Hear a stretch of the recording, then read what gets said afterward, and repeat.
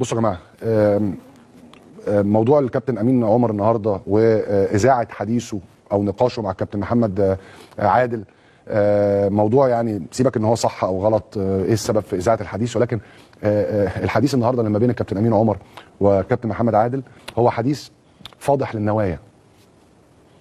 امين عمر ليس امينا على اداره المباريات والله، لان الراجل ده نيته وهو رايح للفي ار، وده واضح من خلال الحديث، ان مهما حصل انا مش هديها ضربه جزاء. حتى لو انتوا قلتوا لي ان هي ضربه جزاء انا برضو مش هديها ضربه جزاء. الراجل رايح النيه مبيته ان هو ما يحسبهاش. ولو خدتوا بال حضراتكم، الكابتن محمد عادل بكل هدوء كان بيوضح له الصوره، فالراجل برضو مش عايز، فراح له قال له يا عادل، الراجل طبيعي ان الشوطه وهو بيعدل جسمه، خلي بالك كل الكلام اللي هو بيتكلم فيه ده ملوش علاقه بالقانون، هو بيألف قانون من عنده عشان هو مش عايز يحسب ضربه الجزاء. فالراجل بيقول لك لا اصل ايديه طبيعي ان هي تعمل كده، فمحمد عادل اللي صوته ما كانش باين بس ايه واضح ان هو بيقول له لا يا كابتن امين، الكره مالهاش علاقه، الكره لمست ايده ورفع ايديه كبر جسمه، الكره ضربه جزاء. فراح قايل له ايه؟ راح جايبها له محمد عادل، جابها له من زاويه ثانيه قوي اللي هي ايه تفضحه، اللي هو بيقول له لا اهو ضربه جزاء.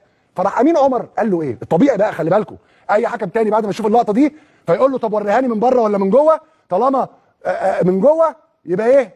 يروح حاسبها ضربه جزاء اللي هو القانون.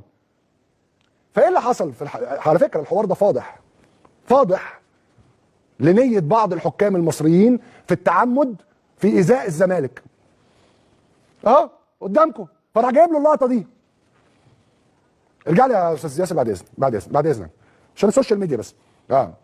لا ارجع لي بعد اذنك لان الموضوع ده مهم. امين عمر مش عايز يحسب ضربه الجزاء، اقسم بالله لو كانت الكره دي في حتى 2 يارده جوه 18 ما كانش برضه عايز يحسبها، هو نيته مش عايز يحسب ضربه الجزاء. النهارده انا مش هحسب حاجه للزمالك، هو كده انا هو كده، حتى في وجود التكنولوجيا في وجود حكام الفار وبتاع برضه مش هحسب.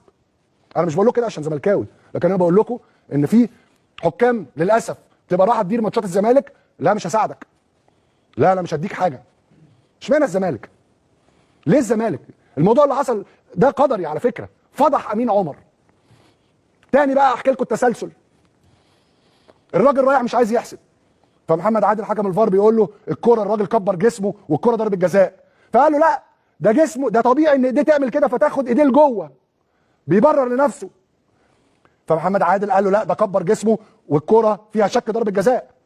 فقال له طب راح جايبها له بقى من صوره ثانيه بيحرجه. محمد عادل حقاني عايز يحكم الصح، مالهاش علاقه بالزمالك ولا اهلي، بيقوم بدوره. فامين عمر قال له ايه؟ قال له طب وريني بقى من جوه ولا من بره؟ فشافها لقاها من جوه. راح قايل له ايه؟ لا يا عادل انا مش مقتنع، لا انا مش مقتنع. وراح راجع قال لك الكره اسقاط. لا يا كابتن امين مش مقتنع دي لما اكون انا جايب عريس لبنتك، انت مش مقتنع بيه ان هو مش مقتنع ان هو راجل كويس، انا جايب لك عريس كده لبنتك وانت مش مقتنع بيه، انما مش مقتنع دي في قانون الكوره عشان انت مش عايز تحسب حاجه لفريق معين، فالنهارده لازم يبقى في حساب. يعني ايه مش مقتنع؟ قول لي، هل انا مثلا فعلا انا وانا بسمع الحديث مش مقتنع؟ يعني ايه مش مقتنع؟ قال له لا انا مش مقتنع يا عادل، وما ادالوش فرصه ان هو يتناقش معاه تاني.